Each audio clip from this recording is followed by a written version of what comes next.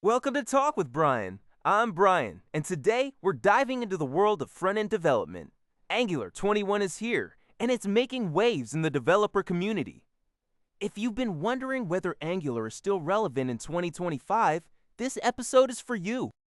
Joining me is Dave, our resident software development expert who's been building Angular applications for years and has already shipped production apps with Angular 21. Dave, welcome. Thanks, Brian. Yeah, I'm really excited about this one. Angular 21 represents a significant step forward, and there are some features that genuinely change how we build applications. Let's dig in. So, Dave, before we get into the new features, let's address the elephant in the room.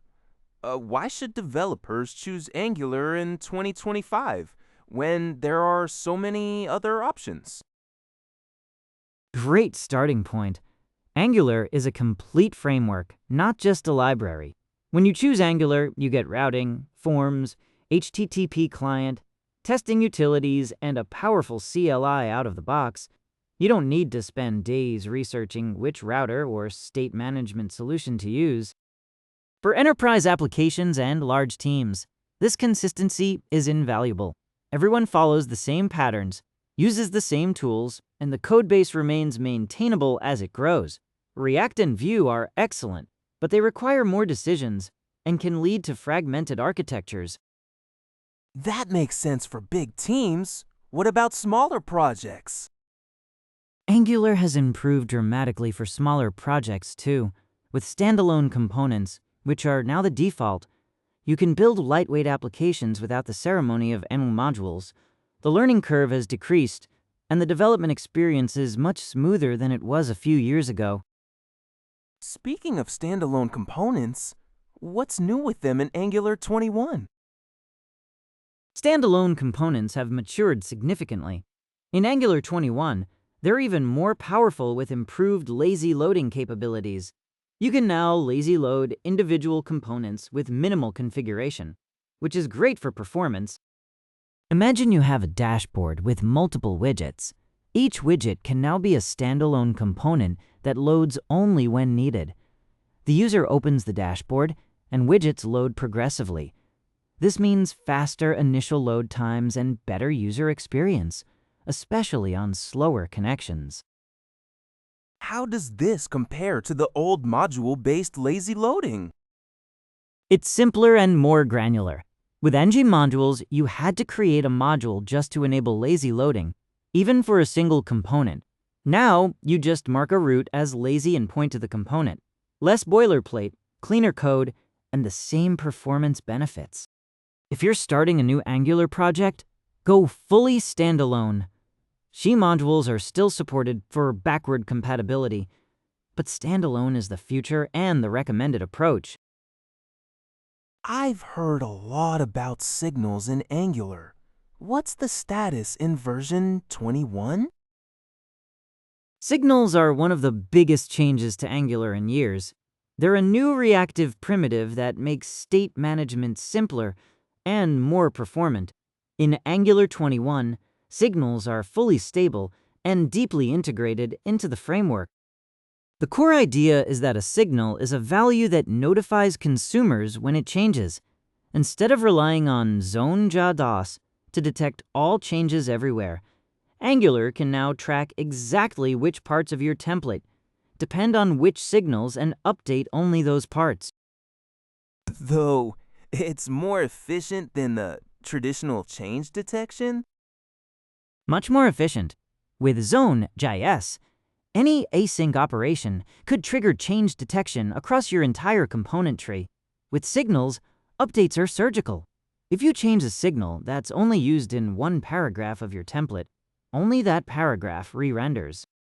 Think about a real-time stock ticker. With traditional change detection, every price update might cause Angular to check hundreds of components. With signals, only the specific price displays that changed get updated. The performance difference can be dramatic. What about signal-based inputs and outputs? I heard those are new.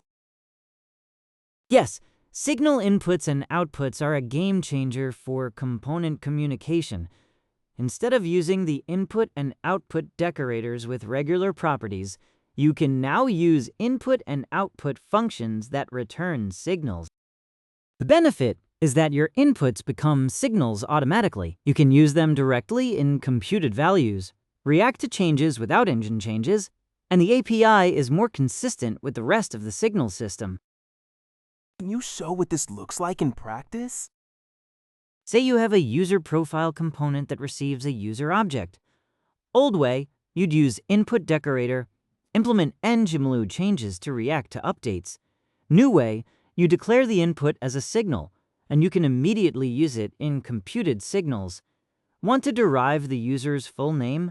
Create a computed that combines first name and last name signals. It updates automatically when the input changes. Signal inputs also improve type safety. You can mark inputs as required, and TypeScript will ensure they're always provided. No more undefined checks for inputs that should always have values. What about the new control flow syntax? I know it started in Angular 17. The new control flow with at, if, at for, and at switch is now the standard approach. In Angular 21, it's even more optimized. The built-in control flow is faster than structural directives because it's compiled differently and has better tree shaking. The syntax is also more readable. Instead of *ns, n*ns4 with their sometimes confusing microsyntax, you get something that looks more like normal programming constructs. Is the old syntax deprecated? ngIf, ngorv, and ndaswitch still work, but they're no longer recommended for new code. The migration is straightforward, and there's even a schematic that can automatically convert your templates. For Angular 21 projects, I'd use the new control flow exclusively. The @for syntax is particularly nice. You write @for item of items, track item, ID. The track expression is required, which eliminates a common performance pitfall. With ng4, forgetting track by was easy and caused unnecessary DOM manipulation. What about server-side rendering? I know Angular has been improving there. Absolutely. Angular Universal has evolved into a more integrated solution. In Angular 21, SSR and hydration are smoother than ever. Incremental hydration is now stable, meaning your app can hydrate progressively based on user interaction. The server renders your page, sends HTML to the browser, and then Angular hydrates components as they become visible or interactive. A component below the fold doesn't hydrate until the user scrolls. This dramatically improves time to interactive. How does this affect SEO?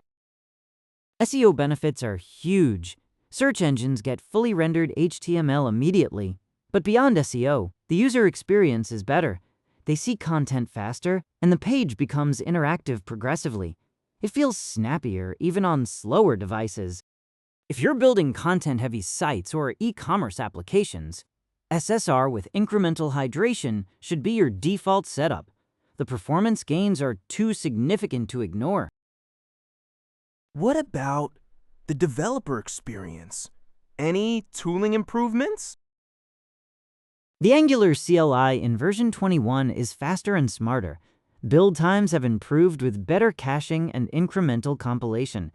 The dev server uses Vite under the hood now, which means near-instant hot module replacement.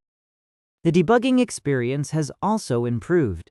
You get better source maps, clearer error messages, and enhanced integration with browser DevTools. There's even a dedicated Angular DevTools extension that understands signals. What about testing?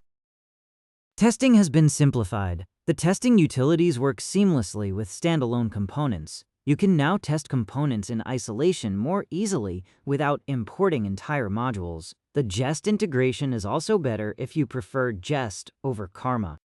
Setting up a test for a standalone component is now just a few lines. Import the component, create the fixture, and you're testing. No testbed. Configure testing module with imports and declarations arrays. It's cleaner and faster to write. Let's talk about state management. Does Angular 21 reduce the need for NGRX? Signals definitely change the state management landscape. For many applications, signals combined with services are now sufficient. You can create signal-based stores without any external library. That said, NGRX has also evolved to embrace signals. NGRX Signal Store is a modern alternative that combines the structure of NGRX with the simplicity of signals. For complex applications with lots of async operations and time travel debugging needs, NGRX still makes sense. When would you still recommend NGRX? If you have complex state interactions, need strong DevTools support, or your team already knows NGRX patterns, keep using it. But for medium complexity apps, signal services might be all you need. Start simple and add NGRX if you genuinely need it, not just because it's popular. What about migration? How hard is it to upgrade to Angular 21? The Angular team has always prioritized smooth migrations. The engu update command handles most of the work. There are automatic migrations for deprecated APIs, and the update guide is comprehensive. If you're coming from Angular 17 or later, the update is relatively smooth. If you're on older versions, I'd recommend incremental updates. Go from 15 to 17, then 17 to 19, then 19 to 21. Each step is manageable. Any breaking changes to watch for? Most breaking changes are around deprecated APIs being removed. Zone.js is now optional by default, which is great, but might require adjustments if you relied on automatic change detection. Check the changelog carefully and run your test suite after each update step. Set up automated testing before migrating. Having a solid test suite gives you confidence that your application still works correctly after the update. Without tests, migrations become risky. Final question. Why should someone pick Angular over React or Vue today? Choose Angular if you value a complete, opinionated framework. If you want batteries included, consistent patterns, and don't want to make dozens of architectural decisions before writing your first feature. Choose Angular for enterprise applications where multiple teams will work on the codebase over years. The strict typing, dependency injection, and standardized structure pay dividends as projects grow. Choose Angular if you appreciate a stable, predictable release cycle with long-term support versions. Angular's commitment to semantic versioning and smooth migrations makes it enterprise-friendly. When might someone prefer React or Vue? If you want maximum flexibility and enjoy curating your own stack, React gives you that freedom. If you're building smaller projects or prefer a gentler learning curve, Vue is excellent. There's no universally best choice, only the best choice for your specific context. Angular 21 brings mature signals for reactive programming, signal-based inputs and outputs, improved standalone components, faster builds with Vite, better SSR with incremental hydration, and enhanced developer tooling. It's a modern, complete framework that's easier to use than ever while remaining powerful for complex applications. This has been incredibly insightful, Dave. Angular is clearly not standing still. Not at all. The Angular team has done amazing work modernizing the framework while maintaining its core strengths. It's a great time to be an Angular developer.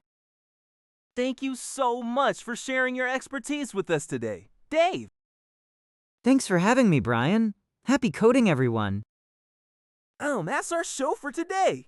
If you're building or considering Angular, share this episode with your team. We'll be back next week with more tech insights. Until then, keep building and keep learning. This is Brian, signing off.